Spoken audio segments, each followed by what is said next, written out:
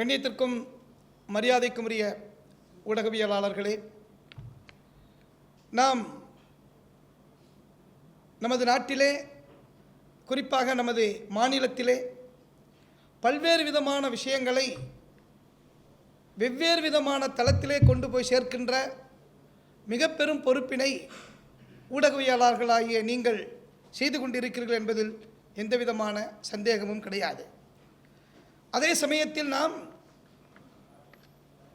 மனித சமூகத்தின் மீது உண்டான அக்கறையின் மூலமாகத்தான் இவைகள் அனைத்தையுமே நாம் என்ன செய்கின்றோம், செய்து கொண்டு இருக்கின்றோம். அந்த அடிப்படையிலே மனித சமூகத்திற்கு கேடு விளைவிக்கக்கூடிய பல வகைகளை அனைவர்களுமே சேர்ந்து எதிர்க்கக்கூடிய ஒரு நிர்பந்த சூழல்கள் இப்பொழுது நிச்சயமாக அதிகமாகிவிட்டதை நாம் என்ன செய்கின்றோம், நாம் இங்கே பார்க்கிறோம். அந்த ரீதியிலே தான் நாங்கள் இப்பொழுது ஒரு பரப்புரையை தொடங்கி செய்து கொண்டிருக்கிறோம். மது போதைக்கு எதிரானது, அதாவது மது இல்லா போதை இல்லா தமிழகம், தமிழ்நாடு என்ற ரீதியிலே ஒரு பரப்புரையை மேற்கொண்டு இருக்கின்றோம். அதையே நாங்கள் இங்கே ஒரு தலைப்பாகவும் இந்த பத்திரிகையாளர் நிகழ்ச்சியிலே வைத்திருக்கிறோம். இது என்னன்னு சொல்லிட்டுன்னு சொன்னால், எல்லா விதமான தீமைக்கும் மதுதான் காரணமாக இருக்கிறது என்பதை நாம் தொடர்ந்து பார்த்து கொண்டு இருக்கின்றோம். எங்கள் இறை தூதருடைய ஒரு வாக்கு கூட இருக்கிறது, அனைத்து தீமைக்கும் தாய் மதுவாக இருக்கிறது என்று சொல்லியது. ஆக மதுவின் மூலமாக ஏற்படுகின்ற பல்வேறு விதமான சமூக சீர்கேடுகள் நாம் வெறும் மது என்ற ரீதியிலே மட்டும், அதாவது அவன் மயக்கப்படுறான், போதை வருது அப்படிங்கிற ரீதியான மட்டும் அதை சமூகம் என்ன செய்து அதிகமாக பார்க்குது. அந்த ரீதியில் மட்டும் என்ன செய்து கவனம் செலுத்துது. ஆனால் அதன் மூலமாக ஏற்படுகின்ற சமூக தீமைகள் ஒரு தனிநபரிலிருந்து, குடும்பத்திலிருந்து, வியாபாரத்திலிருந்து சமூக சீர்கேடுகள் அதிகமாக இருப்பதை பார்க்கலாம். அதுதான் அவனை பாலியலுக்கு தூண்டுது, அதுதான் அவனை சம்பாதிப்பதிலிருந்து தடுக்குது, அதுதான் அவனை காசு வேணும் அப்படிங்கிறதுக்காக வேண்டி தவறான வழியில் பணம் சம்பாதிப்பதற்கு என்ன செய்து தூண்டுதே. அதுதான் குடும்ப பிரச்சனைகளை கண்டும் காணாமல் இருப்பதற்கு சூழ்நிலையாக என்ன செய்து இருக்குது. அதுதான் குடும்பத்தில் அவன் வைலண்டாக என்ன செய்கிறான், அவன் ஆகிறான். இவைகள் எல்லாமே நாட்டிற்கு ஏற்படுகின்ற இழப்பு என்ற ரீதியிலே நாம் இதை பார்க்க வேண்டும்.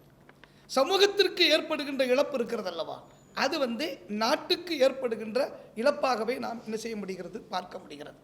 இதனால இதை பாதுகாக்கிறதுக்காக வேண்டி ஏற்பாடு செய்கிறாங்கல்ல அரசாங்கம், அதுக்கு எவ்வளவு செலவு தெரியுமா? இதுவே ஒரு வேஸ்ட் செலவு. இது மதுவே ஒரு வேஸ்ட் செலவு தான்.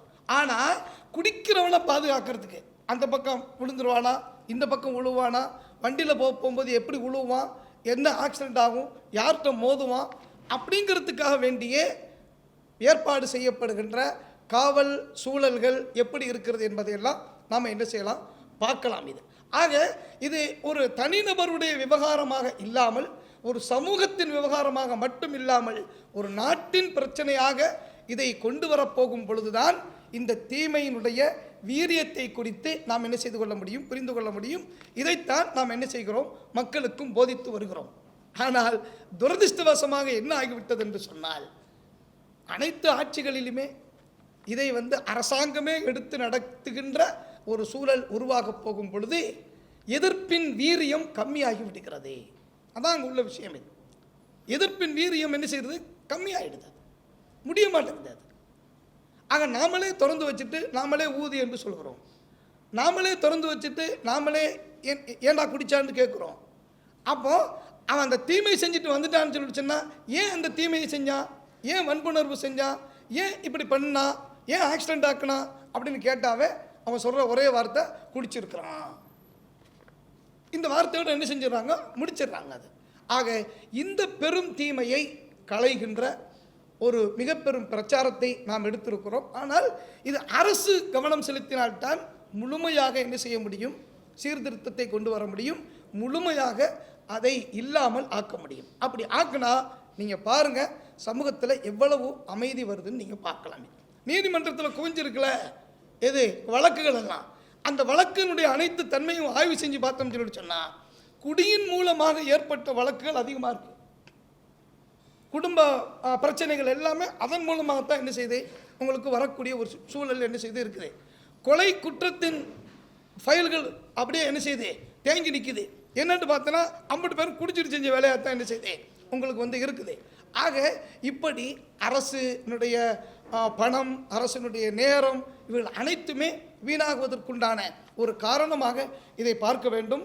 ஆனால் என்ன அரசு சொல்லுதுன்னு சொல்லிட்டுன்னு சொன்னால், அரசை நடத்துறதுக்கு காசு வேணும்னு சொல்லுது.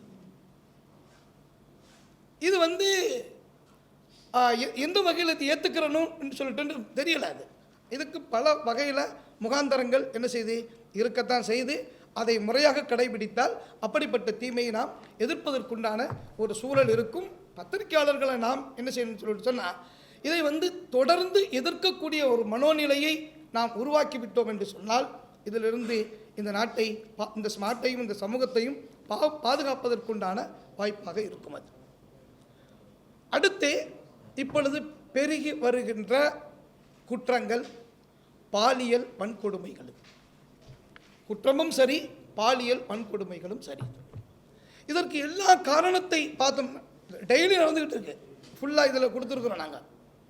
அதாவது அதனுடைய ஃபுல் டேட்டா என்ன செய்து நம்ம வந்து என்ன செஞ்சுருக்கிறோம், கொடுத்துருக்குறோம். எந்த நிலையில் இந்த குற்றங்கள் வந்து பதியப்பட்டிருக்கிறது, எந்த நிலையில் வந்து அந்த குற்றவாளிகள் என்ன செய்கிறார்கள் இருக்கிறார்கள் என்ற ரீதியெலாம் இதில் வந்து நம்ம கொடுத்துருக்குறோம்.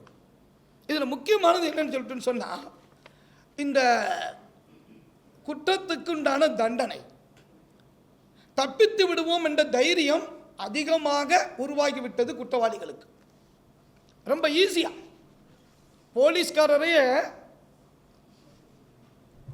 போலீஸ்காரர் குற்றவாளியை ஏற்படுத்துகின்ற கொடுமை ஒன்று இருக்குது. அதே குற்றவாளிகளே போலீஸ்காரர் மீது இப்போ பயம் கம்ப்ளீட் போயிடுச்சு. இப்போ அதை கூட நம்ம என்ன செஞ்சோம், சமூக ஊடகங்களில் இப்போ சமீபத்தில் நம்ம வந்து பார்த்தோம். போனால் எஃப்ஐஆர் பதிவு பண்ணாங்க, என்ன ஆச்சு, வெளியே வந்தாச்சு. அது இப்படிப்பட்ட ஒரு சூழலில் குற்றவாளிகளுக்கு எப்பொழுது நாம் பதில் சொல்லி ஆக வேண்டும் என்ற ஒரு பயம் எப்பொழுது வருகிறதோ அப்போ தான் குற்றம் குறையும். இப்பொழுது குற்றவாளிகள், இன்னும் சொல்லப்போனால் குற்றம் செய்வதற்கு ஏவக்கூடியவர்கள் இருக்காங்களே, அதிகார வர்க்கத்தினர்கள், அவர்கள் அதிகமாகிவிட்டதின் காரணத்தினால் குற்றவாளிகள் தைரியமாக அவர்களாம் பின்னாடி பார்த்துக்குருவாங்க, என்ன வேணாலும் நம்ம பண்ணிட்டு வரலாம் அப்படிங்கிற மாதிரியான சூழலில் தான் இந்த பாலியல் வன்கொடுமைகள், இது மாதிரியான வழிப்பறி கொள்ளைகள், கொலைகள், இவைகள் எல்லாம் அதிகம் நடப்பதற்குண்டான ஒரு காரணமாக என்ன செய்கிறது இருக்கிறது. இதை வந்து ஒரு நாட்டில் இது சகஜம் என்ற ரீதியிலே அனைவர்களுமே நாம் கடந்து சென்றோம் என்று சொன்னால், யார் தான் இதை எதிர்ப்பது, யார் தான் இதை பற்றி உண்டான கேள்வியை கேட்பது? நாளை நம்ம கூட அதில் பாதிக்கப்படுவதற்குண்டான, நம் குடும்பம் கூட அதில் பாதிக்கப்படுவதற்குண்டான வாய்ப்பாக என்ன செய்யும் அமைகிறது. குர்ஆனில் ஒரு வசனம் இருக்குது. அதாவது லா துசீபன்னல்லதீன ஸலமு மின்கும் ஹாஸா, தீமை செய்பவர்களை மட்டும் அதனுடைய வேதனை தாக்காது, எல்லாரையும் சேர்த்து தாக்கும். அப்படிப்பட்ட தீமையிலிருந்து நீங்கள் தவிர்ந்து கொள்ளுங்கள் என்று சொல்லப்படுது. அந்த மாதிரி தீமை தான் கொலையும் கொள்ளையும் மதுவும் எல்லாமே வந்து தீமை செய்கிறவனோட நிற்காது. அது அந்த குடும்பத்தையே அழிச்சிடும், அது அந்த சமூகத்தை என்ன செஞ்சிடும், அழிச்சிடும். அவங்களுடைய சந்ததிகளை என்ன செஞ்சிடும், உங்களுக்கு வந்து அழித்து விடும். அது ஆகவே இதை குறித்தும் அதிகம் என்ன செய்ய வேண்டியது இருக்குது, பேச வேண்டியது இருக்கிறது. அரசு இது சார்ந்த விஷயத்தில் எந்த அளவுக்கு கவனமாக இருக்கிறது என்பதையும் நாம் ஒரு கேள்வியாக எழுப்ப வேண்டிய அவசியம் இருக்கிறது. அனைத்து அரசு சார்ந்த விஷயங்களையுமே நாம் என்ன செய்து கொள்ளலாம், எடுத்துக்கொள்ளலாம். அடுத்து இன்னொரு விஷயமும் இப்பொழுது நாம் சொல்லி ஆக வேண்டியது இருக்குது. இதனுடைய தொடர்ச்சியிலே கல்வி வளாகம் இருக்குல்ல, கல்வி இருக்குல்ல, இந்த கல்வி என்பது வந்து மக்களுக்கு வந்து பெரிய பாரமாகிவிட்ட ஒரு சூழல் உருவாக்கப்பட்டு இருக்கிறது. அவர்களுக்கு கல்வி வந்து ஈஸியாக வந்து என்ன செய்யறதில்லை, கிடக்கிறதில்ல. காரணம் வந்து அது வணிகமயமாக்கப்பட்டு விட்டதைத்தான் நாம் பார்க்கிறோம். தனியார் மயமாக்கப்படுதல் என்பது கல்வியை மக்கள் ஈஸியாக எடுத்துக்கொள்வதற்குண்டான வாய்ப்பாக நாம் நினைக்கிறோம். பட் ஆனால் அது வணிகமயமாக்கப்பட போகும் பொழுதுதான் அது ஏழை எளியவர்களுடைய அந்த கனவை ஒன்றும் இல்லாமல் என்ன செய்து விடுகிறது, நீர்த்து போக வைத்து விடுகிறது. இன்னும் சொல்லப்போனால் இப்போ பார்க்கக்கூடிய வரக்கூடிய செய்திகளெல்லாம் பார்த்தா அரசாங்க கல்லூரிகளை எல்லாம் அரசு பள்ளிக்கூடங்கள் கல்லூரிகள் எல்லாம் அப்படியே மூடிட்டு தனியாருக்கு கொடுத்துடலாங்கிற மாதிரியான காலத்தை நோக்கி என்ன செய்து அது வந்து போய்கிட்டு இருக்குது. அது மட்டும் இல்லை, இப்போ என்னன்னு சொல்லிட்டுன்னு சொன்னால் அரசு கல்லூரிகளில் கல்லூரிகள் அதிகமாகி மாணவர்கள் குறைவாக வரக்கூடிய சூழலும் என்ன செய்து விட்டது, ஏற்பட்டு விட்டது. அது அப்போது இந்த நிலை ஆரம்ப பள்ளிக்கூடங்கள் அதிகமானா தானே உங்களுக்கு வந்து மேல் படிப்புக்கு அவங்க போவாங்க. அதை கம்மி பண்ணிட்டோம்னா ஒன்றும் செய்ய முடியாது என்ற நிலையும் என்ன செய்கிறது இருக்கிறது. இதுவும் சமூகத்தினுடைய நலனை அதாவது பாதிக்கின்ற ஒரு நிலையாகத்தான் என்ன செய்ய முடிகிறது, பார்க்க முடிகிறது. தற்போது மத்திய அரசு ஒரு சட்ட திருத்தம் ஒன்று கொண்டு வந்திருக்கிறது. FCRA வெளிநாட்டு பங்களிப்பு ஒழுங்குமுறை திருத்த சட்டம் என்ற ரீதியில் ஒரு சட்டம் கொண்டு வருகிறது. திருத்த சட்டம் என்று வந்தாலே, ஏற்கனவே ஒரு சட்டம் இருக்குன்னு வச்சுங்களேன், அந்த திருத்த சட்டம் என்று வந்தாலே இப்போ பக்குங்குது, ஒரு பயம் என்ன செய்து நமக்கு வந்து உருவாகுது. அது இந்த திருத்த சட்டம் என்பது சார்பு நிலையில் இருக்குமா, சார்பு நிலையில் இருக்காதா, யாரை பாதிக்கப் போகிறது, எப்படி பாதிக்கப்பட போகிறது என்ற ரீதியான ஒரு உள் உணர்வு பயம் ஏற்படுகின்ற ஒரு நிலை என்ன செய்யப்பட்டிருக்கிறது, இங்கே ஏற்படுத்தப்பட்டிருக்கிறது. அந்த ரீதியிலே நான் என்ன சொல்லணும்னு சொல்லிட்டுன்னு சொன்னால், தவறு செய்கின்றவர்களை, அதன் மூலமாக தவறு செய்கின்றவர்களை, குற்றம் புரிபவர்களை அடையாளம் கண்டுபிடித்து தண்டிப்பதில் எந்த பிரச்சனையும் இல்லை. அதை எல்லோருமே என்ன செய்வோம், வரவேற்போம். அது ஆனால் மனிதநேய உதவிகளை என்ன சிவில் சொசைட்டிக்குண்டான உரிமைகளை பறிக்கின்ற ரீதியில் அந்த திருத்த சட்டம் என்ன செய்துவிடக்கூடாது, மாறிவிடக்கூடாது என்பதுதான் நமதுடைய நோக்கமாக என்ன செய்கின்றது இருக்கின்றது. ஆகவே தான் ஒவ்வொரு திருத்தம், வக்ஃப் திருத்த சட்டம்னு வந்துச்சு. அப்போ அந்த திருத்தம் வந்து எந்த அளவுக்கு சிறுபான்மையினர்களை பாதித்தது என்பதை நாம் என்ன செய்யலாம், வந்து பார்க்கலாம். இப்படி ஒவ்வொரு திருத்த சட்டங்கள் எல்லாமே வந்து அது வந்து ஏதோ நம்மளுடைய குடிமக்களை ஏதோ ஒரு ரூபத்தில் பாதிக்கின்ற ஒரு சூழலில் இருக்கக்கூடாது என்ற ரீதியில் தான் நாம் என்ன செய்கின்றோம், இங்கே ஒரு கவனத்தை கொண்டு வருவதற்காக வேண்டி ஆசைப்படுகிறோம். அதற்கப்புறம் இறுதியாக வந்தே மாதரம் பாடல் ஒரு சர்ச்சையாக இருப்பதை நாம் பார்க்கிறோம். நாம் என்ன சொல்லணும்னு சொல்லிட்டுன்னு சொன்னால், நாட்டுப்பற்று என்பதை நிரூபிக்கின்ற ஒரு வகையாக மட்டும் இது இருக்கிறதா என்பதை மட்டும்தான் நாம் யோசிக்க வேண்டும். நாட்டுப்பற்றை நிரூபிப்பதற்கு எவ்வளவோ விதமான வழிவகைகள் என்ன செய்கிறது இருக்கிறது. அது போன்ற விஷயங்களை ஊக்குவிப்பதில் எந்த பிரச்சனையும் இல்லை. ஓகே, இந்த பாடல்கள் இருக்கிறதா, இந்த பாடல்கள் யாரை பாதிக்கிறது என்பதையும் நாம் என்ன செய்யணும், பார்க்கணும். ஒரு சைவ உணவருந்தக்கூடிய ஒரு நபருக்கு அசைவ உணவை கட்டாயம் படுத்தி அவருடைய வாயிலை ஊட்டினால் எவ்வளவு கொடுமை அது. அது கொஞ்சம் யோசிச்சு பாருங்களேன். அதாவது ஒரு சைவ வழிமுறையை பின்பற்றக்கூடிய ஒருவருக்கு அசைவத்தை நீ கடைபிடித்துத்தான் ஆக வேண்டும் என்று அவனை திணித்தால் அது கொடுமை, அது அதில் சந்தேகமே இல்லை. அந்த மாதிரி ஓரிரை கொள்கை உடைய சமூகத்திற்கு பலதெய்வ கொள்கை உடைய ஒரு சூழலை உருவாக்க வேண்டும், நீ ஏற்றுத்தான் ஆகணும், நீ சொல்லித்தான் ஆகணும் என்ற அந்த நிலை உருவாக்கப்பட்டால் அது எந்த வகையில் ஏற்றுக்கொள்ளக்கூடிய ஒரு நிலை? இது வந்து நமக்கு கான்ஸ்டியூஷன் என்ன செய்திருக்கிறது, அழகான வழிகளையும் வாய்ப்புகளையும் தந்திருக்கிறது.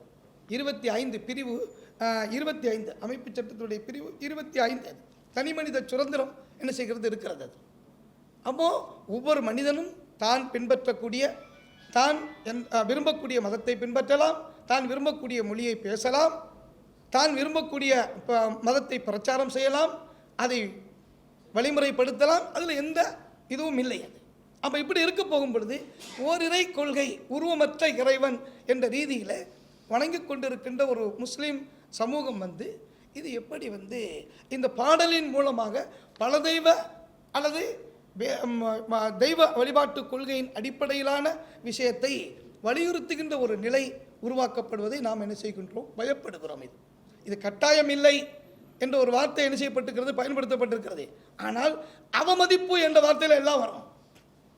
நீயும் வாயும் மனங்களை அப்படின்னு வரும். அது எந்திரிச்சு நின்றெல்லாம் பிரச்சனை கிடையாது.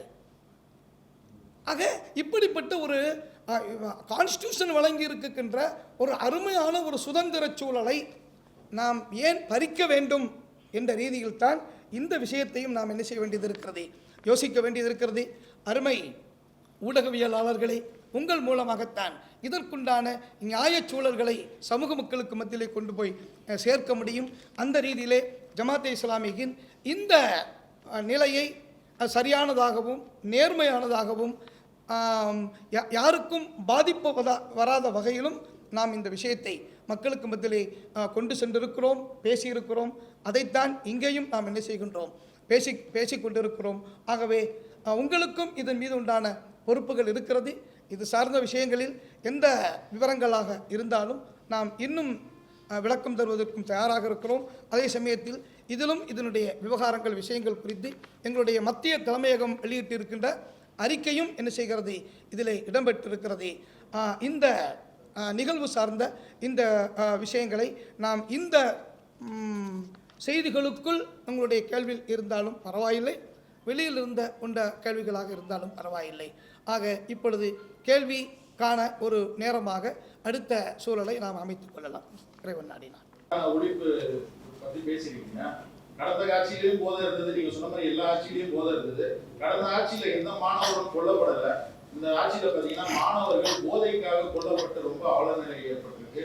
ஸ்கூல்ல பாத்தீங்கன்னா அந்த கூலி பள்ளி மாணவர்கள் அரசு பள்ளியா இருந்தாலும் சரி, தனியார் பள்ளியா இருந்தாலும் சரி, எல்லா பள்ளிகள்லயும் இன்னைக்கு கூலி எல்லாம் வச்சுக்கிறாங்க. டாய்லெட் பாத்ரூம்ல பார்த்தாலும் இருக்கு. அதுக்கு என்ன நடவடிக்கை எடுக்கணும் அரசு?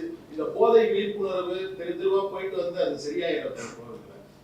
நடுவில் பாத்தீங்கன்னா கோயம்புத்தூர்ல ஒரு மாணவன் கொல்லப்பட்டா, அதுக்கப்புறம் திருவத்தூர்ல, அதுக்கப்புறம் இங்க டான்போஸ்கூர்ல தாக்குதல். போதை விழிப்பு தொடர்பாக முதலமைச்சரே நிறைய விழிப்புணர்வு ஏற்படுத்திட்டு வராரு. இந்த சூழல்ல பல மாணவர்கள் வந்து உயிரிழப்பு சம்பவம் ஏற்படுது. இது தொடர்ச்சியை ஏற்படுற சூழல்ல நடவடிக்கை ஒன்று எடுக்கணும். இல்லை, இது வந்து நமக்கு வந்து ரொம்ப ஒரு ஆச்சரியமா இருக்குது. இந்த விவகாரம் என்பது ஒரு பெரிய ஆச்சரியமா இருக்குது. ஒரு கவலையான உணர்வுடன், ஒரு சமூக அக்கறையுடன் இந்த விவகாரங்களை டீல் பண்ணுறதாகவோ, சமூக அக்கறையுடன் இந்த விவகாரத்தை பேசுகிறதாகவோ பார்க்க முடியல. அதுதான் நமக்கு அச்சமாக இருக்குது. அது முந்தைய ஆட்சியோ இந்த ஆட்சியோ எதுவாக இருந்தாலும் சரி, ஒரு கேள்வி சட்டமன்றத்தில் எழுப்புதுன்னு சொல்லிட்டு சொன்னால் எவ்வளவு தன் பிள்ளை பாதிக்கப்பட்டால் எந்த உணர்வுடன் எழுந்திருச்சு பதில் சொல்லணுமோ அந்த உணர்வோடு பதில் சொல்லணுமா இல்லையா? அந்த பதில் எப்படி இருக்குது, உருவாகுது. அதாவது தலைவர்களை திருப்திப்படுத்துகின்ற உணர்வுகள் வெளிப்படுகின்ற விஷயமாகத்தான் இருக்கிறதே ஒழிய சமூக மக்களை விழிப்புணர்வுப்படுத்துகின்ற, மக்களை காப்பாற்றுகின்ற, மக்களை திருப்திப்படுத்துகின்ற கேள்விகளோ பதில்களோ அதிகமாக சட்டசபையில் இப்பொழுது நாம் லைவாக பார்க்கறதுனால ஈஸியாக நமக்கு புரியுது. தெரியல அது என்ன பண்ணுறதுன்னு விளங்க மாட்டேங்குது இப்போ. அப்போ அந்த சூழலில் வந்து நாம் தான் இதை வந்து நம்ம என்ன செய்யணும், எடுக்கணும். நாம் பேசணும், பேசிக்கொண்டே என்ன செய்யணும், இருக்கணும். அது ஒன்றும் நடக்காது, ஒன்றும் ஆகாதுன்னு சொல்லிட்டு ஒதுங்கி போகக்கூடிய தைரியம் தான் இவர்களெல்லாம் இப்படி அமைதியாக என்ன செய்து இருக்க வைக்குது. அது காவல்துறை இதற்குண்டான முழு ஈடுபாட்டுடன் என்ன செய்யணும், இருக்கணும். காவல்துறை வேறு யாருடைய என்ன சொல்கிறது, அவங்களுக்கு யாராவது சொல்லணும் அப்படிங்கிற விதம் எதிர்பார்த்துட்டு இருக்காங்களோங்கிற மாதிரியான சந்தேகங்கள்லாம் என்ன செய்யுது, இது தன்னிச்சையாக வருகின்ற உணர்வு. இது ஒருத்தன் பாதிக்கப்படுறான்னா அது தன்னிச்சையாக அவனை என்ன செய்யணும், அதை வந்து களைவதற்கு அல்லது அதை வந்து தண்டிப்பதற்குண்டான உணர்வு அங்கே வரணும். இல்லை, அதற்குண்டான முகாந்தரங்கள் மிக மிக குறைவாக இருக்கிறது. இந்த தைரியம்தான் என்ன செய்கிறது, மீண்டும் மீண்டும் இந்த தீமையை செய்வதற்கு தூண்டுகிறது. ஆனால் இதுக்கு சமூக மக்களுக்கும் பொறுப்பு இருக்குது, நமக்கும் பொறுப்பு இருக்குது. நம்ம வந்து பார்த்துக்கிட்டு இருக்கிறோம். நாம் வந்து இப்படிப்பட்ட சூழல் உள்ளவர்களை வந்து தனிமைப்படுத்தணும். அது அந்த மாதிரி தனிமைப்படுத்துதல் அல்லது வந்து எல்லோரும் அது சார்ந்த விஷயத்தில் அக்கறை காட்டி அதை இல்லாமல் செய்வதற்கு குரல் கொடுத்தல் இப்படி இருந்துச்சுன்னு சொல்லிட்டு சொன்னால் கொஞ்சம் ஒரு வைப்ரண்ட் என்ன செய்யும், ஏற்படும். ஒன்றுமில்லை, ஒரு அரங்கத்தில் நீங்கள் சொன்ன மாதிரி ஒரு அரங்கத்தில் சொன்னாங்கல்ல, பேசுகிறோம், இது பண்ணுறோம், இது நம்மளுடைய சக்திக்கு உட்பட்டதுன்னு நாமளே நினச்சிக்கிறோம். இதுக்கு மேலே நம்ம சக்தி இல்லைன்றதை நம்ம நினச்சிக்கிறோம். ஆனால் மீடியா வலிமை என்பது சாதாரணமான ஒரு விஷயம் அல்ல என்பதை வந்து கடந்த கால வரலாறுகள் நமக்கு என்ன செஞ்சுருக்குது, காட்டுது. நாமளும் அப்படி இருக்கிறோமா என்பதை வந்து என்னை முதல் கொண்டு நாமளே ஒரு சீர்தூக்கி பார்க்க வேண்டிய ஒரு சூழல் இருக்கிறது. ஆனால் ஒன்று மட்டும் உண்மை, நிச்சயமாக மரணத்திற்கு பின்னால் படைத்த இறைவன் இந்த கொடுமைகள் குறித்து உன்னுடைய நிலை என்ன என்பதை குறித்து கேட்பான். அதற்கு நாம் பதில் சொல்லி ஆக வேண்டும். அந்த பயத்துடன் இந்த சமூக உணர்வுகளை நாம் கொண்டுட்டு போனோம்னா ஒரு நல்ல இது வருவதற்குண்டான வாய்ப்பு இருக்குது. இப்போ நம்ம ஜோசியம் பார்க்குறோம், அது பார்க்குறோம், இது பார்க்குறோம், எதை வச்சு பார்க்குறோம்? அதாவது கடவுள் ஏதாவது இந்த ரூபத்தில் ஒரு நல்லது தந்துடுவாரா, இது பண்ணிடுவாரா, அது பண்ணிடுவாரா, இப்படி வந்தால் தீமை வந்துருமோ, அது வந்துருமோ, இது வந்துருமோலாம் யோசிக்கிறோம்ல. அந்த மாதிரி இப்படி செய்கிறத பார்த்துக்கிட்டு இருந்தால் நமக்கு தண்டனை வரும்னு ஏன் நினைக்க மாட்டேங்கிறோம்? அந்த உணர்வும் ஏன் அந்த நிலையிலிருந்து வரமாட்டேங்குது? ஆக நன்மையை ஏவுதல், தீமையை தடுத்தல் என்ற இந்த உணர்வுடன் கொஞ்சம் பேராவது, ஒரு சிறு குழுவாவது இதற்கு முயற்சி செய்தால் இதற்குண்டான முகாந்தரம் வரும். சட்டசபையிலேருந்து வெளியே வந்தோன்னு நம்ம கேட்கணும், என்னங்க பதில் சொன்னீங்க, என்னங்க கேள்வி கேட்டீங்க, இந்த கேள்வியில் ஏதாவது அழுத்தம் இருக்காங்க, இந்த பதிலில் ஏதாவது இது இருக்குதா அப்படின்னு யார் கேட்கணும்? பொது சமூகம் கேட்கணும். நம்ம போயிட்டு வந்தோடனே நம்ம இன்னும் கொஞ்சம் கூட என்னது சண்டை மூட்டி விடுற மாதிரி கேள்வியை தான் திருப்பி திருப்பி கேட்டு இன்னும் கொஞ்சம் பிரச்சனையாக தான் என்ன செய்யுது ஆகுது. அடுத்த நாள் இதே ஒரு கேள்வியாக என்ன செய்து மாறுது. அது ஆக எல்லோரும் சேர்ந்த ஒரு அக்கறை உணர்வுடன் செயல்பட்டால் அது ஒரு சிறந்த ஒரு சூழலை உருவாக்குவதற்கு வாய்ப்பாக அமையும். அது சார், கடந்த திமுக ஆட்சி, அதுக்கு முன்னாடி அதிமுக ஆட்சி, இன்னைக்கு இருக்கிற தாவேக ஆட்சி, அரசாங்கமே மது கடைகள் விற்பனை செய்யுது. ஆனா அந்த அப்படிப்பட்ட அரசாங்கத்துக்கு இஸ்லாமிய இயக்கங்கள் எல்லாமே அவங்க ஆதரவு தெரிவிச்சு அவங்க ஒரு கூட்டணி வச்சிருக்காங்க. கூட்டணி இருக்கக்கூடிய சமயத்துல நீங்க அரசு மது கடையை கண்டிப்பா மூடுனாதான் உங்களோட நாங்கள் கூட்டணி அப்படின்னு சொல்லி யாரை முன் வச்சு அந்த கோரிக்கை வச்சு யாரும் கூட்டணி போட அதனால உங்களோட கருத்து சொல்லுங்க. கண்டிப்பாக அப்படி தான் போயிருக்கணும். அதான் நாம் என்ன சொல்கிறோம்னு சொன்னால், இந்த தீமையின் மீது யாருக்கு வெறுப்பு இருக்கிறதோ, இந்த தீமை ஒழிய வேண்டும் என்ற அக்கறை யாருக்கு இருக்கிறதோ அவர்களுக்கு இது ஒரு நல்ல சான்ஸு, நல்ல ஒரு வாய்ப்பு. நீங்கள் பார்க்கலாம், பிஜேபியோட கூட்டணி வைக்க போகும் பொழுது திமுக ஃபஸ்ட் டைம் ஒரு கூட்டணி வச்சு காமன் மினிமம் ப்ரோக்ராம் ஒன்று என்ன செஞ்சாங்க, அவங்க போட்டாங்க. அது ஆச்சோ ஆகலையோ சரியோ தவறோங்கிற விஷயத்துக்கு வரலை. அது இப்போ என்னென்னா ஒரு வாய்ப்பு நமக்கு கிடைக்குது. இப்போ ஒரு சான்ஸ் என்ன செய்து நமக்கு கிடைக்குது. சமூக தீமையை எதிர்ப்பதற்கு என்ன சொல்லியிருக்கேன்னு, ஆம் சரிதான், இப்போ உங்களுக்கு வந்துச்சுன்னா நீங்கள் முதல் கையெழுத்து வெறும் 750 மதுக்கடைகள் அல்ல, அது மூடிச்சா மூடலையா, எங்கே இருக்குது எங்கே இல்லைங்கிறது வேற ஒரு விஷயம். அப்படி செய்தால் நாங்கள் என்ன செய்கிறோம், உங்களுக்கு ஆதரவு அளிக்கிறோம் அப்படின்னு சொல்லியிருந்தா கண்ணியம் என்ன செஞ்சுருக்கும், உயர்ந்திருக்கும். ஒரு வாய்ப்பு என்ன செஞ்சுருக்கும், வந்திருக்கும். சரி, பாதியாவது நிலைக்கு வந்திருக்கிறதுக்குண்டான வாய்ப்பு இருக்குது. இப்போ விதவிதமான மதுகள்லாம் குடிக்கலாம்ங்கிற மாதிரியான சட்டங்கள்லாம் வந்ததாக என்ன செய்கிறோம், நம்ம பார்க்குறோம். அது அப்போ அது வீரியமாயிட்டு தான் போகுத ஒழிய இதாகிட்டு போகல. இந்த உணர்வை நாம் சல்யூட் எடுத்து வரவேற்கிறோம். தமிழகம் முழுவதும் பார்த்தீங்கன்னா இப்போ நீட் எக்ஸாமுக்கான போராட்டங்கள் போய்கிட்டு இருக்கு. தமிழகத்தில் பார்த்தீங்கன்னா பாலனிகள் நடத்துது, அதில் சிபிஎம் சிஐடியு எல்லாமே பங்கேற்றாங்க. இப்போ அது முடிவுக்கு வந்தது, அமைச்சர் பதவி தொடர்ந்து. இப்போ 2 நாளைக்கு முன்னாடி தமிழகத்தில் ஒரு ஆர்டர் போட்டிருக்காங்க, இந்த மாதிரி நீட்டுக்கு போராட்டம் பண்ணுறவங்க ஒடுக்க வரணும் அப்படின்னு சொல்லிட்டு வாதியார்களுக்கு காவல்துறைக்கு அனுப்பப்பட்டது. உடனே கூட்டணி கட்சிங்க எதிர்ப்பு தெரிவித்ததை தொடர்ந்து அது வாபஸ் பெறப்பட்டிருக்கு. இது குறித்து என்னன்னு கேட்குறீங்களா?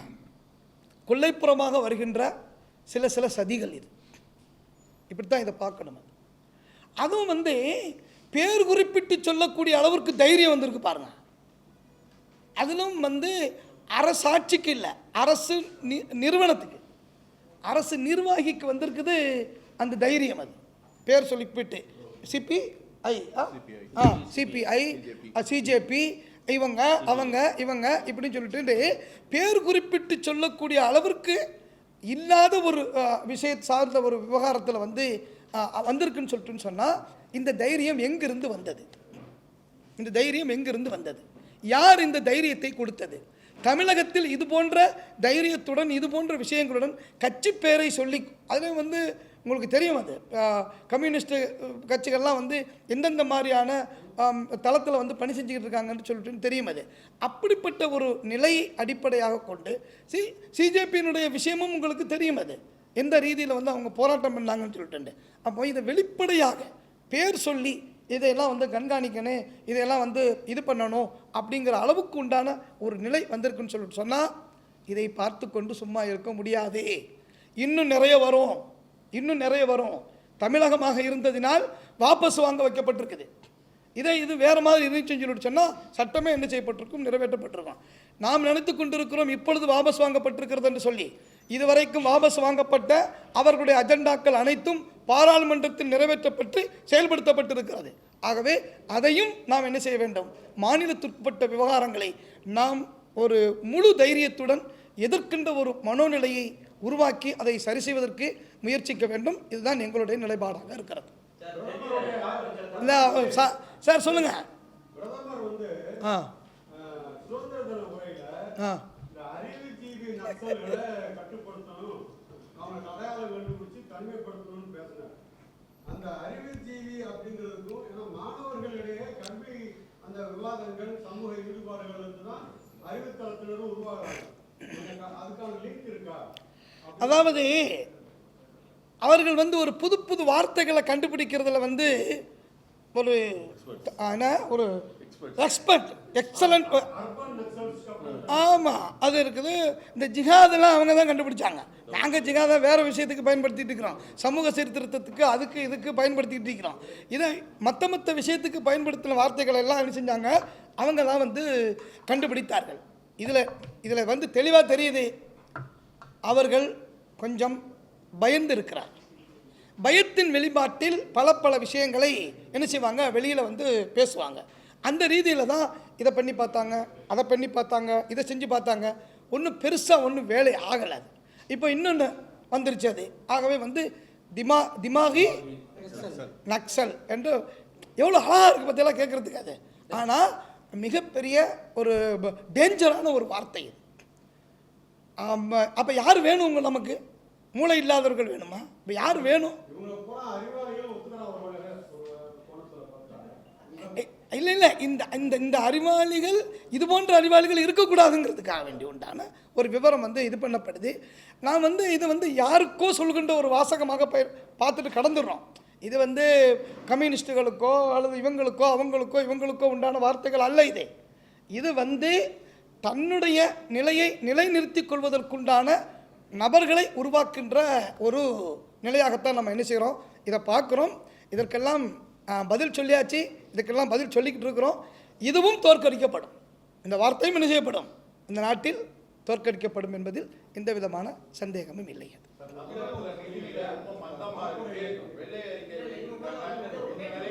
சொல்லுங்க. ஆமாம், இல்லை நாங்கள் 15 சுதந்திர தினத்தன்றே நாங்கள் என்ன செஞ்சிட்டோம், அதை வந்து நம்ம வந்து தொடங்கிட்டோம். இது வந்து டோர் பை டோர் எங்களுடைய வேலை. டோர் பை டோர் வந்து நம்ம பார்க்குறோம்.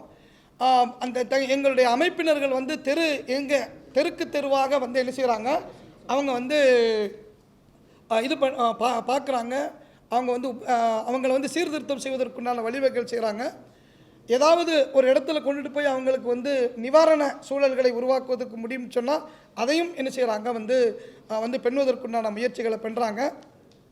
அவங்களுக்கு இந்த போதையினுடைய தீமை வந்து நினைவிலேயே இருக்கிற மாதிரியான ஒரு நிலையையும் என்ன செய்கிறாங்க, அங்கே வந்து ஏற்படுத்துகிறாங்க.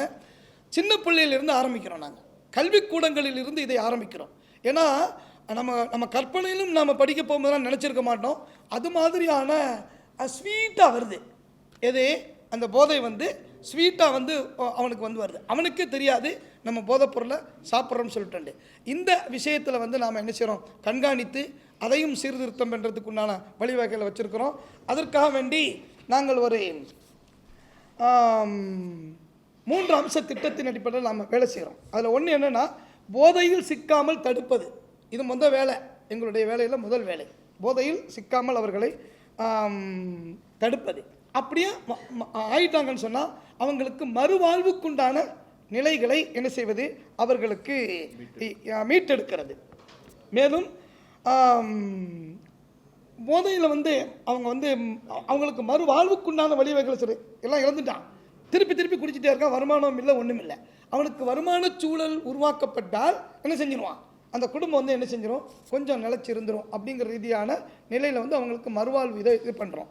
அதுக்கப்புறம் வந்து என்ன செய்கிறோம்னா, போதையில் வந்து அப்படியே உழுவுறதுலேருந்து அவனை காப்பாற்றுறதுக்கு உண்டான வழிவகைகளையும் நாம் என்ன செய்கிறோம், நாம் வந்து செய்கிறோம். அதுதான் வந்து மறுவாழ்வு இல்லங்களை, அதான் அந்த போதையிலிருந்து மீட்டெடுக்கப்படக்கூடிய அந்த ஹாஸ்பிட்டல்கள்லாம் இருக்குல்ல, அதில் கொண்டு போய் அவங்கள வந்து சேர்த்து அதுக்குண்டான சில அடையாளங்கள்லாம் பண்ணி வச்சுருக்கிறோம். சேர்த்து என்ன செய்கிறோம், கொண்டு வர்றோம். அதே சமயத்தில் வந்து ஒரு விழிப்புணர்வு புத்தகம் ஒன்று என்ன செஞ்சுருக்கிறோம், நாங்கள் வெளியிட்டிருக்கிறோம். எங்களுடைய சமரசம் இதழ் வருது, அதில் வந்து இது சார்ந்த நிலைகளை வந்து சிறப்பிதழ், இந்த இதழ் வந்து சிறப்பிதழ், இதுக்காக வேண்டி போட்டிருக்கிறோம். பல கட்டுரைகள், பல இதுகள், பல ஆலோசனைகள். இதில் குடும்ப பெண்களுக்கு கூட என்ன செய்கிறோம், ஆலோசனை சொல்கிறோம், எப்படி அவங்கள கையாளணும், மீண்டும் மீண்டும் பிடிக்க வைக்காமல் இருக்கிறதுக்கு என்ன செய்யணும் அப்படிங்கிற மாதிரியான சில வகைகள் எல்லாம் வந்து கிரவுண்ட் லெவலில் இருந்து நம்ம பண்ணிக்கிட்டு இருக்கிறோம். அதுக்கப்புறம் நம்ம என்ன பண்ணுறோன்னா, எங்கள்கிட்ட கவுன்சிலிங் சென்டர்கள் இருக்குது, அது ஃபேமிலி கவுன்சில் சென்டர்கள் இருக்குது. அதில் வந்து இந்த கவுன்சிலிங் நம்ம என்ன செய்கிறோம், அவங்களுக்கு செய்கிறோம். அது இது எப்படி என்ன ஏது கொஞ்சமாவது ஒரு பயத்தை உருவாக்குன்ற ஒரு சூழலை நம்ம வந்து உருவாக்குறோம். நிறைய மாறி இருக்கிறாங்க. ஏன்னா முந்திய நிலை குர்பானம் கூட நாங்கள் எடுத்துருக்குறோம். முந்திய நிலை, தற்போதைய நிலை, இப்போ அந்த நிலையை பற்றி அவனுக்கு சொல்லும்போது கொஞ்சம் உணர்றான், கொஞ்சம் இது பண்ணுறான். ஆனால் என்னென்னா அழுகுறான். அழுவையை தவிர அவனுக்கு பதிலே இல்லை. என்ன செய்கிறது, இப்படி ஆகிட்டேன். அப்போ அவங்கள தான் கொண்டுட்டு போய் இந்த மாதிரி இது பண்ண நல்லவர்களோட சேர்த்து வைக்கிறோம். நீ இவனோட தான் இருக்கணும், நீ இவனோட தான் போகணும், நீ இந்த சூழலில் தான் இருக்கணும் அப்படிங்க போகும்போது கொஞ்சம் சேஞ்சஸ் என்ன செய்யுது அவனுக்கு வருது. ஏதோ முடிந்த வரை நாம் வந்து இந்த மாதிரியான சீர்திருத்த விவரங்களை எல்லாம் பண்ணுறோம். அவனை வச்சே பிரச்சாரம் பண்ண சொல்கிறோம். இவன் குடியாரம் பாதிக்கப்பட்டிருக்கான், அவனே வச்சு என்ன செய்யுது, திருமணை கூட்டம், நான் குடிச்சா இருந்தேன், நான் இப்படி இருந்தேன், இப்படி இருக்கிறேன், இதை நான் மாற்றுறதுக்கு எனக்கு ஒரு வாய்ப்பு கிடச்சிருக்கு அப்படின்னு சொல்லிட்டு அவனே வந்து என்ன செய்கிறான், பிரச்சாரம் பண்ணக்கூடிய அளவுக்குண்டான ஒரு நிலையையும் என்ன செய்கிறோம், வச்சுருக்கிறோம். குழந்தைகள்கிட்டருந்து நம்ம ஆரம்பிக்கிறதுனால சிக்னேச்சர், அந்த விழிப்புணர்வு ஏற்படுத்துறதுக்கு ஒரு பெரிய ஃப்ளக்ஸ் வச்சு சிக்னேச்சர் போட சொல்லி அந்த ஒரு உணர்வை வந்து ஏற்படுத்துறதுக்கு உண்டான சில வேலைகளையும் நம்ம செய்கிறோம்.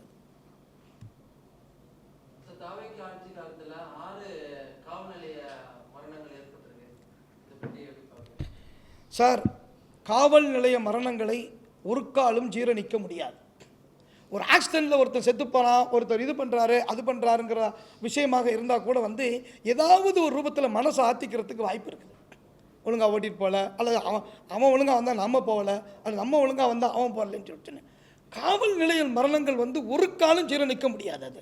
அது வந்து கொடுமை, கொலை, மிகப்பெரிய கொலை. அது மிகப்பெரிய கொலை. அது ஏன்னா பாதுகாக்கப்படக்கூடிய இடம். பாதுகாக்கப்படக்கூடிய இடத்துல வந்து அதாவது ஒருத்தனை சாப்பாடு தரேன்னு கூட்டிகிட்டு போய் 5 நாள் பட்டினம் போட்டா சாப்பாடு தரேன்னு கூட்டிகிட்டு போய் இவன் சாப்பாட்டுக்காண்டியே போகிறான். இது ஹோட்டல் தான் அப்படின்ட்டு, இது வீடு தான் அப்படின்னு சொல்லிட்டு போகிறான். அப்படி போகும்பொழுது அவனை அப்படியே போட்டுட்டு உனக்கு சோறை இல்லைன்னு சொல்லிட்டுன்னு சொன்னான். எவ்வளோ பெரிய கொடுமை அது. நான் நினைத்து போகிறது ஒன்று, எனக்கு இங்கே சாப்பாடே கிடைக்காதுன்னு உள்ளே போனால் பரவாயில்லை, இவன் போகிறது எனக்கு சாப்பாடு கிடைக்குதுன்னு போகிறான், ஆனால் அங்கே போய் அவன் பூட்டி வச்சிடறான். அப்படி இருக்க போகும் பொழுது எவ்வளோ பெரிய கொடுமை அது. அந்த மாதிரி தான் எனக்கு எங்கே பாதுகாப்பு கிடைக்குன்னு உள்ள நிலையிறானோ அங்கே அவனுக்கு பாதுகாப்பு கிடைக்கலன்னு சொல்லிட்டுன்னு சொன்னால் நம்பிக்கை துரோகம், கொலை, கொடுமை, வஞ்சகம், இன்னும் என்னென்ன வாசகங்கள் இதுக்கு பயன்படுத்த முடியுமோ அத்தனை வாசகங்களும் காவல் நிலைய கொலைக்கு, கொலை தானது, காவல் நிலைய கொலைக்கு பொருந்தும். ஆனால் இது எப்படி இது பண்ணுறது அப்படின்னு சொல்லிட்டுன்னு சொன்னால், சமூகம் ஒன்று வந்து ஒரு விழிப்புணர்வுடன் அதை எதிர்த்த மாதிரி தெரியல. விழிப்புணர்வுடன் எதிர்க்கிறதுக்கு என்ன செய்யணும், அது அந்த வேலை என்ன செய்யணும் அது. ஆனால் அரசு கூட வந்து என்ன செய்யுதுன்னு சொல்லி சொன்னால், ஏதோ தான் செஞ்ச குற்றத்தை மறைப்பதை போன்று, நல்லா கவனிங்க, தான் செய்த குற்றத்தை மறைப்பதை போன்று வார்த்தைகள் தான் வெளியில் வருது. ஆனால் அது அந்த மாதிரி இல்லை. அது இப்போ ஒரு ஆட்சிக்கு கீழே இருக்க, அதிகாரத்துக்கு கீழே இருக்கிற அதிகாரி அவர் முழுமையாக தண்டிப்பதற்கு முழு உரிமை பெற்றது அரசாங்கம். அது ஏன் வந்து இந்த விஷயத்தில் இது வந்து சாதாரண பணி நீக்கம், சாதாரண என்னது பணி நீக்கம், ட்ரான்ஸ்ஃபரு, சாதாரண இது சாதாரண அதுங்கிற மாதிரி முடிச்சிடுறாங்க. ஆனால் அதுவும் இது என்னது கேஸ் போகுது, ஒன்றும் இல்லைன்னு சொல்லிட்டு சமயத்தில் வந்துடுது, ஃபுல்லாக அரியரும் சேர்த்து என்ன செஞ்சிருது அவனுக்கு வந்து கிடச்சிருது, முடிஞ்சு போச்சு. ஏன்னா இந்த மாதிரி சாட்சிகள் பணத்தை கொடுத்து சரி பண்ணிடுறாங்க, இன்னும் என்னென்னத்தை கொடுத்து சரி பண்ணிடுறாங்கிறது உங்களுக்கு தெரியும். அது ஆக சமூக அக்கறையுடன் இதை அணுகுவதற்குண்டான ஒரு சூழல். அதுக்காக வேண்டி போலீஸ் ஸ்டேஷனில் போய் தர்ணா பண்ணணும், அதை பண்ணணும், இதை பண்ணணுன்றான ஒரு சூழலை சொல்ல வரலை. இது சிஸ்டத்திலேயே ஒரு பெரிய கோளாறு இருப்பதாகத்தான் நாம் இதை பார்க்கிறோம். சிஸ்டத்திலேயே என்ன இருக்குது, இதில் வந்து ஒரு கோளாறு இருக்குது. ஒரு சரியான சிஸ்டம் பயன்படுத்தப்படணும். அந்த பாதுகாப்பு நடவடிக்கைகள் அதிகமாக என்ன செய்யணும் இருக்கணும். சிசிடிவி கேமராக்கள் வந்து பழுதடையாமல் என்ன செய்யணும் இருக்காங்கிறத கண்காணிக்கிறதுக்குண்டான ஒரு சூழல் உருவாக்கப்படணும். இவர்களுக்கு கவுன்சிலிங் கொடுக்கணும். போலீஸ்காரர்களுக்கு வீட்டில் உள்ள கோபத்தை பூரா அத்தனையும் இந்த அப்பாவிகள் மீது காட்டக்கூடிய ஒரு நிர்பந்த சூழலில் அவர்கள் என்ன செய்கின்றார்கள் இருக்கிறார்கள். இது அதையும் நம்ம வந்து பார்க்கணும். அது அப்போ இது எல்லாத்தையும் சேர்ந்த ஒரு நிலையான ஒரு கவுன்சிலிங் சூழல் வந்து இருந்தால் மட்டும். இவங்களுக்கு கவுன்சிலிங்கே இல்லை ஜி, பயிற்சி மட்டும்தான். பெரிய கவுன்சிலிங்லாம் ஒன்றும் கிடையாது, பயிற்சி மட்டும்தான். அப்படியே கவுன்சிலிங் இருந்தால் கூட வந்து சிந்தனை ரீதியாக மாற்றத்தை கொண்டு வரக்கூடிய கவுன்சிலாக என்ன இல்லை, அந்த வகைகள் இல்லை. ஏன்னா பாதுகாப்பதற்குண்டான நடவடிக்கை தான் எடுக்கிறாங்க. குற்றம் புரிந்தவர்களை பாதுகாப்பதற்குண்டான நிலைகள் தான் அதிகமாக என்ன செய்து இருக்குது. அதனால தான் இது வந்து தொடர்ந்து என்ன செஞ்சுக்கிட்டு இருக்குது, இது வந்து நடந்துகிட்டு இருக்குது. இதில் இன்னொரு விஷயம் நாம் வந்து இது பண்ணி தான் ஆகணும். சாரி, நான் இப்படி சொல்கிறேங்கிறதுக்காக வேண்டி இது பண்ணக்கூடாது. வெறுப்பு உணர்வு இருக்குல்ல, அது எப்படி வேணாலும் வச்சுக்கிறேங்க. நீங்கள் பொதுமக்கள் போலீஸ்ன்னு வச்சுக்கிட்டாலும் சரி, மதம் ஜாதின்னு வச்சுக்கிட்டாலும் சரி, அல்லது வந்து ஏழை பணக்காரன் வச்சுக்கிட்டாலும் சரி, எப்படி இருந்தாலும் சரி, ஒரு வெறுப்புணர்வு நிலை என்பது வந்து இப்படிப்பட்ட தீமைகளுக்கு உண்டான காரணமாக மாறுது. அது அடி அப்படின்னு சொல்லிட்டு, இவனா அடி, அவனா அடி, அப்படின்னா இப்படி இந்த வெறுப்புணர்வு இருக்குல்ல, இதுதான் இதற்கு அடிப்படை காரணமாக நாம் என்ன செய்கிறோம் பார்க்குறோம்.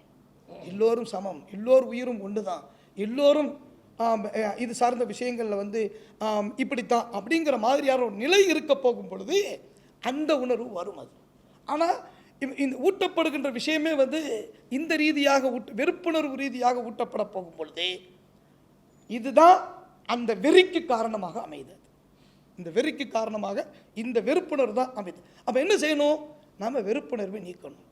இப்போ பாடத்திட்டத்திலே வெறுப்புணர்வு வந்துருச்சு, படிக்கிற பாடத்திட்டத்திலே வெறுப்புணர்வு வந்துருச்சு, இருக்கிற சேர்லேயே டேபிள்லேயே வெறுப்புணர்வு என்ன செஞ்சிருச்சு வந்துருச்சு. அது அடையாளங்களில் வெறுப்புணர்வு என்ன செஞ்சிருச்சு வந்துருச்சு, தன்னை அடையாளப்படுத்துறதுல வெறுப்புணர்வு என்ன செஞ்சிருச்சு வந்துருச்சு. ஆக சகிப்புத்தன்மை இது மாதிரியான ஒரு சூழல்லாம் வந்து அற்றுவிட போகும் பொழுதுதான் இந்த நிலை வருதே ஒழிய வேற பெரிய விஷயம் ஆராய்ச்சி ஒன்று இதுக்கு என்ன செய்ய வேண்டியதில்லை, தேவைப்பட வேண்டியதில்லை. எதிர்த்து பேசுனான்னா அந்த எதிர்த்து பேச போகும் பொழுது சார் தெரியாமல் பேசுது சார் மன்னிச்சுக்கிறேன்னு சொல்லிட்டுன்னு சொன்னால் கொஞ்சம் கருணை இறங்கும், இது இயல்பு. அது ஆனால் அந்த வெறுப்பு இருக்குல்ல, அது தூண்டிகிட்டே இருக்கும், அது அடுத்தடுத்து தூண்டிகிட்டே இருக்கும். அது குற்றம் இல்லாதவனையும் குற்றவாளியாக மாற்றுகின்ற ஒரு சூழல் இந்த வெறுப்புணர்வுக்கு தான் வருகிறது. ஆகவே இந்த வெறுப்புணர்வு சார்ந்த விஷயத்திலும் சமூகத்தை பாதுகாப்பது நம்முடைய கடமையாக இருக்கிறது.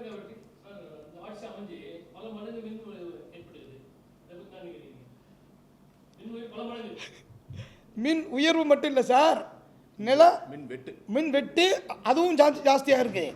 அப்புறம் வந்து இப்போ என்னது வீட்டு வரிகள் அதுவும் என்ன செஞ்சிருச்சு, அதிகமாயிருச்சு.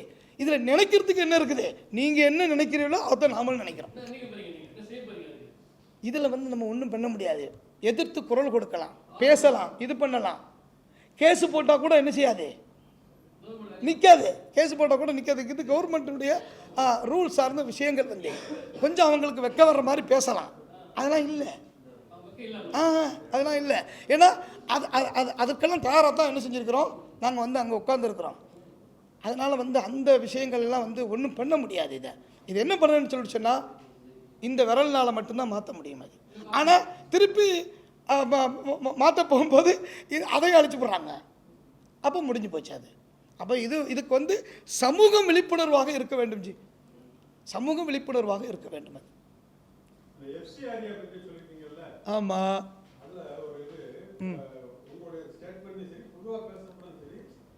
குறிப்பாக சிறுபான்மை மதங்களை சேர்ந்த கல்வி நிறுவனங்கள், சேவை நிறுவனங்கள், அவைகளுக்கு வரக்கூடிய வெளிநாட்டு நிதி தரப்படும், அதை சொன்னாங்க அப்படிங்கிற கோணத்தில் மட்டும்தான் பேசப்படுது நிறைய அப்படிங்கிற கோணம்.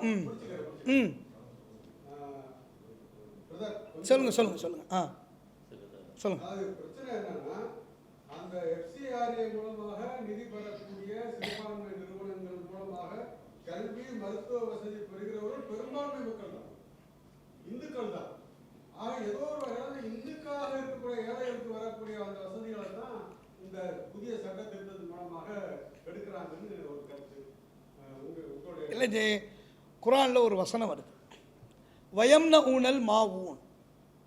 அதாவது இவன் இழிவானவன் என்று சொல்வதற்கு அல்லது வந்து இவன் நரகவாதி என்று சொல்வதற்குண்டான ஒரு வாசகத்தை சொல்ல போகும் பொழுது இவன் யார் அப்படின்னு சொல்லி சொன்னால் ஃபயம்ன ஊனல் மாவூன், கொடுப்பதை தடுப்பவன் அப்படின்ட்டு.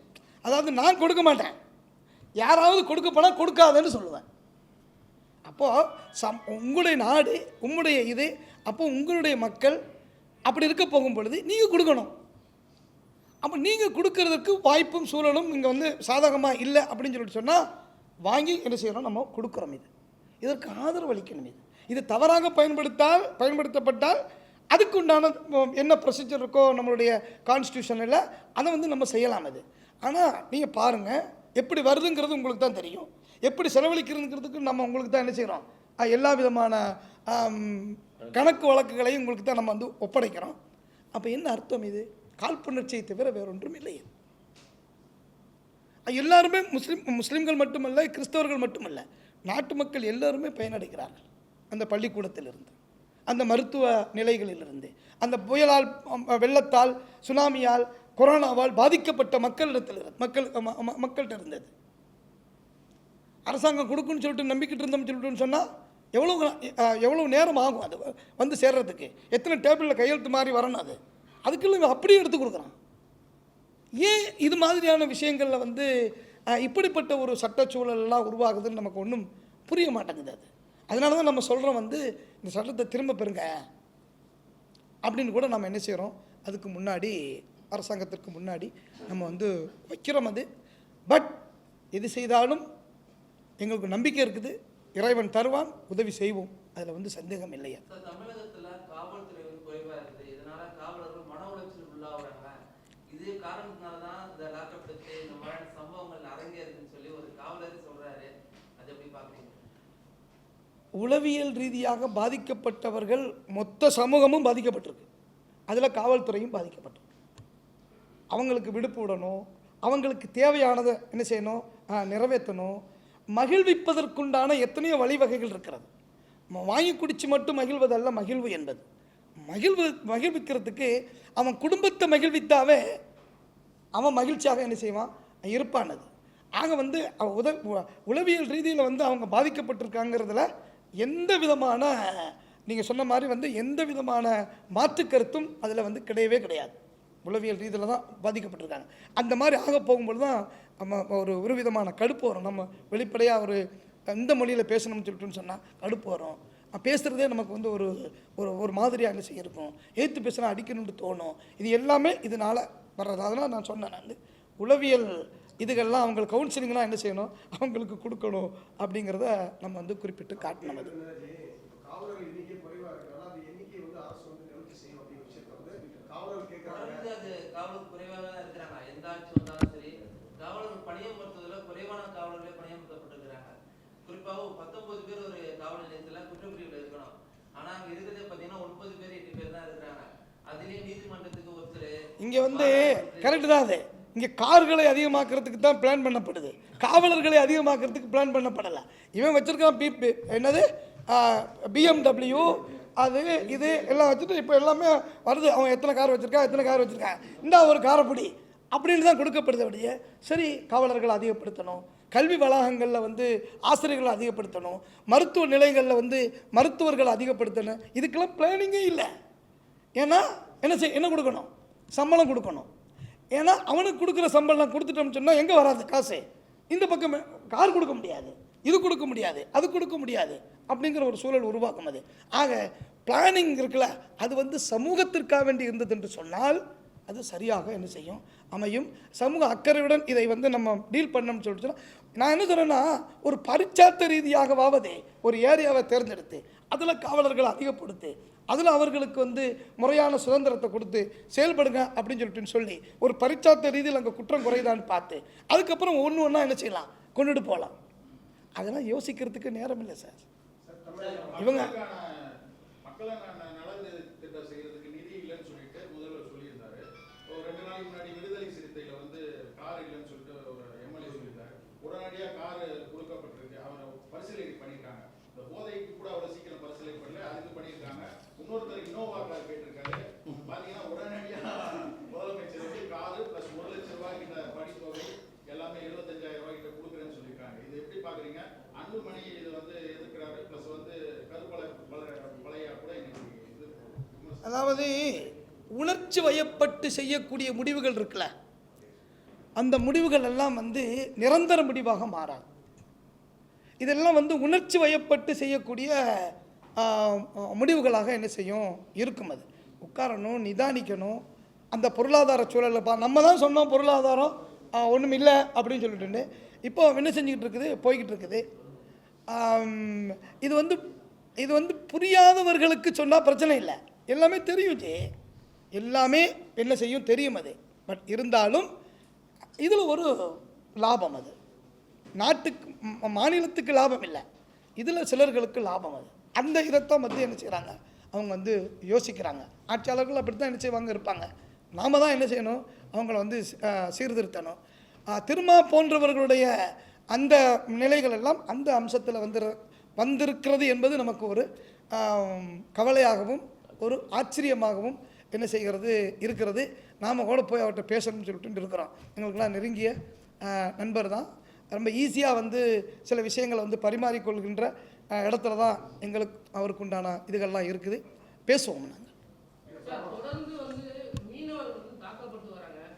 இந்த ஆந்திராவில் போய் மீன் பிடிச்சாலும் தாக்கப்படுறாங்க. தமிழ்நாட்டு எல்லை தாண்டினாலும் அந்த மீனவர் வந்து தாக்கப்படுறாங்க. இதை பற்றி என்ன சார் நினைக்கிறீங்க? அதாவது கொள்கை இருக்குதுல்ல, அதாவது மீனவர்களுக்கான தனி கொள்கை என்ன செய்து உங்களுக்கு இருக்குது. இது மாதிரியான பல்வேறு விதமான தொழிலாளர்களுக்குண்டான தனி கொள்கை என்ன செய்து இருக்குது. அது இதில் வந்து என்ன ஆகுன்னு சொல்லிட்டு எல்லைகள் இருக்குது, வரம்புகள் ஒன்று என்ன செய்து இருக்குது. வரம்புக்கு மீறப்போகும் பொழுது அந்த மீனவர்கள், நீங்கள் இலங்கை விஷயத்தை சொல்கிறீங்க. இல்லை சார், இப்போ திருவெட்டியூரில் கூட மீன் பிடிக்க ஆந்திரா எல்லை தாண்டியிருக்காங்க. அப்போ வந்து படகுகளை சேதப்படுத்தியிருக்காங்க. அதை பற்றி தான் கேட்குறேன். இல்லை, சுட்டு கொண்டதும் இருக்குது. எனது சுட்டு கொண்டதும் இருக்கிறது, தமிழர்கள் என்பதால் சுட்டு கொண்டதும் இருக்குது. அதை நம்ம வந்து என்ன செய்யணும், அங்கே வந்து பார்க்கணும். அது இது இந்த இந்த இந்த விவகாரங்கள் எல்லாம் அப்படித்தான் வருது. நான் ஏற்கனவே சொன்னேன்ல, ஒரு வெறுப்புணர்வின் அடிப்படையிலான நிலை என்ற ரீதியில் வந்து என்ன செய்யும் வரும். அது இன்னொன்று வரும். எப்படின்னு சொல்லிட்டுச்சுன்னா, நம்ம பேசிக்கிறோம்ல, அதாவது மாத கடைசியில் ஹெல்மெட் போடாதவன் மேச கடைசியில் என்னது லைட் என்னமோ சொல்லுவோம்லங்க, டக்கு டக்குன்னு இவனை பிடிச்சிக்கிட்டு இருப்பான், 10 பேர் அப்படியே போய்கிட்டு இருப்பான். அவனை பிடிப்பான், 7 பேர் அப்படியே என்ன செஞ்சிட்டு இருப்பாங்க, போய்கிட்டு இருப்பாங்க. இந்த சமூகத்தில் இருக்கின்ற அக்கறையின்மை என்பது ஒன்று என்ன செய்து இருக்குது. அது இப்போது அவங்க வந்து ஒரு நிர்பந்தத்துக்கு ஆளாக்கப்படுகிறான். யார் நீங்கள் சொன்னீர்ல, அந்த போலீஸு ஒரு நிர்பந்தத்துக்கு ஆளாக்கப்படுகிறான். எந்த நிர்பந்தம்? மேலதிகாரியினுடைய நிர்பந்தம். அது அப்போ மேலதிகாரியுடைய நிர்பந்தத்திற்கு அவன் ஆளாக்கப்பட போகும் பொழுது அவன் தன்னுடைய கேரியரை யோசிக்கிறான், அல்லது தன்னுடைய உயர் பதவியை யோசிக்கிறான். எல்லாத்தையும் யோசிச்சு தான் அதை யார்கிட்ட போய் தாக்க முடியும்? மேலதிகாரியாக தாக்க முடியும்?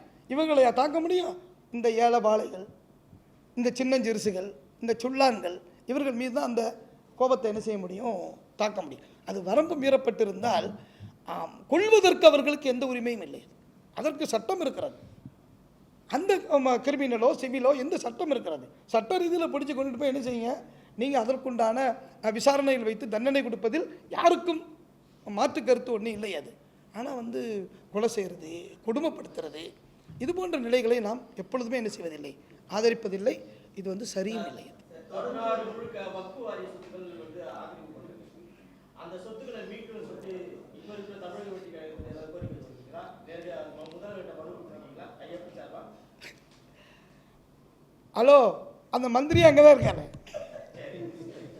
அவர் ஏதாவது சொல்லியிருக்காரா? அவர்கிட்ட நாங்கள் சொல்லிக்கிட்டு இருக்கோம்.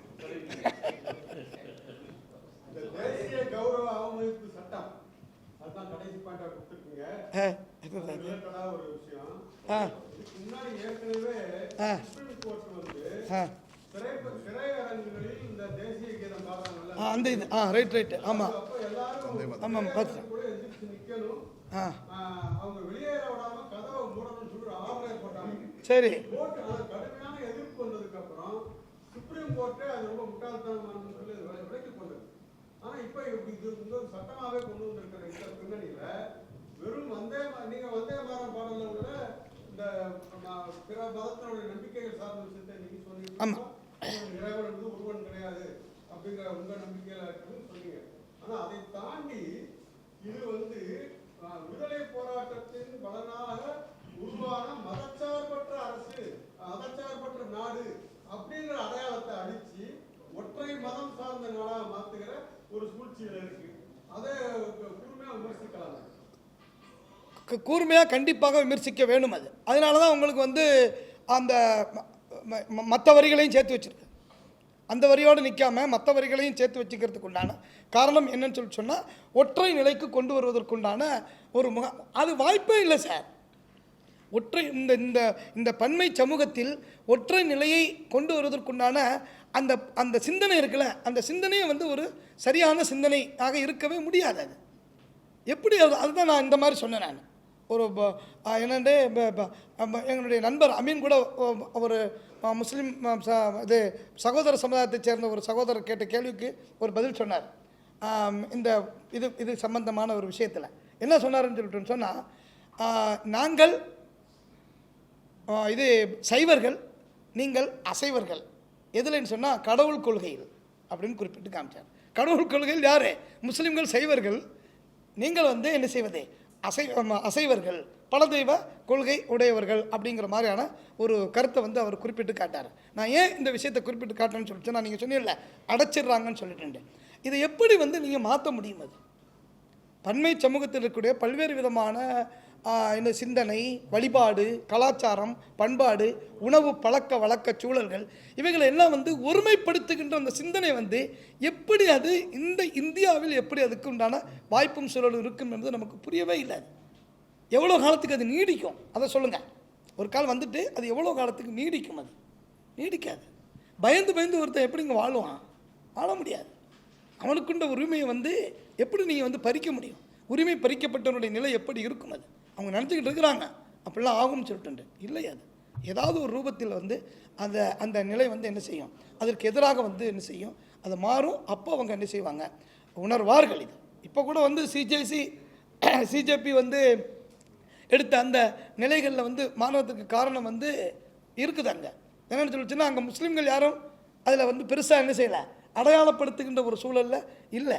அதனால் அந்த அடையாளத்தையும் அவங்களால கொண்டு வர முடியலை. அது அவங்க யாரெல்லாம் நக்சலுங்கிற மாதிரியான விஷயத்தை பயன்படுத்துகிறாங்களோ அவங்களும் அங்கே வந்து அதிகமாக என்ன செய்யலை, அப்படி வந்து நின்றுட்டு போனதோடு சரி, அவங்களும் பெரிய முன்னெடுப்பு எடுக்கலை. ஆனால் தன்னெழுச்சியாக வந்த அவங்க எல்லாருமே கோர் அவர்களுடைய ஓட் பேங்க், இளைஞர்கள் அவர்களுடைய கோர் பேங்க், ஓட் பேங்க் அது அதெல்லாம் அவங்க இது பண்ணிட்டாங்க. அதுக்காக அந்த அந்த அந்த அந்த இதை சென்சஸ் எடுத்ததுக்கு பின்னாடி தான் அவரை வந்து என்ன செஞ்சாங்க, வாபஸ் வாங்கிறதுக்கு அவங்க வந்து முன்னுக்கு வந்தார்கள். அது அப்போது அவர்களுக்கு போட்டு போட்டவர்களே அவர்களுக்கு எதிராக திரும்புகின்ற ஒரு சூழல் உருவாகி இருக்கிறது என்பது மட்டுமல்ல, அவர்கள் பேசிய பேச்சு பாருங்க. நீங்கள் ஒற்றுமை குறித்தான் அவர்கள் என்ன செய்தார்கள், பேசினார்கள். ஒற்றுமை குறித்தான் அவர்கள் நினைச்சிருந்தார், பேசினார்கள். பிரிவினை குறித்து அவர்கள் வந்து பேசலை. பிரிவினைக்குண்டான ஒரு சூழல் அங்கே உருவாக்க விடுவதற்கு முகாந்திரம் இல்லை. ஏற்கனவே பிரிவினை பேசியவர்கள் அந்த இடத்துல வந்து என்ன செஞ்சாங்க, ஒற்றுமை என்ன செய்தார்கள், பேசினார்கள். இது அவங்களுக்கு ஒரு கிளியை வந்து ஏற்படுத்தியிருக்குது. அது ஆகவே வந்து இது நிரந்தரமாக்க முடியாது. எல்லாம் ஒன்று அப்படிங்கிற மாதிரி ஒரே நாடு, ஒரே தேசம், ஒரே நிலை என்ற ஒரே மக்கள் அப்படிங்கிற ரீதியில் வந்து எல்லா இதத்தையும் கனெக்ட் பண்ணலாம்.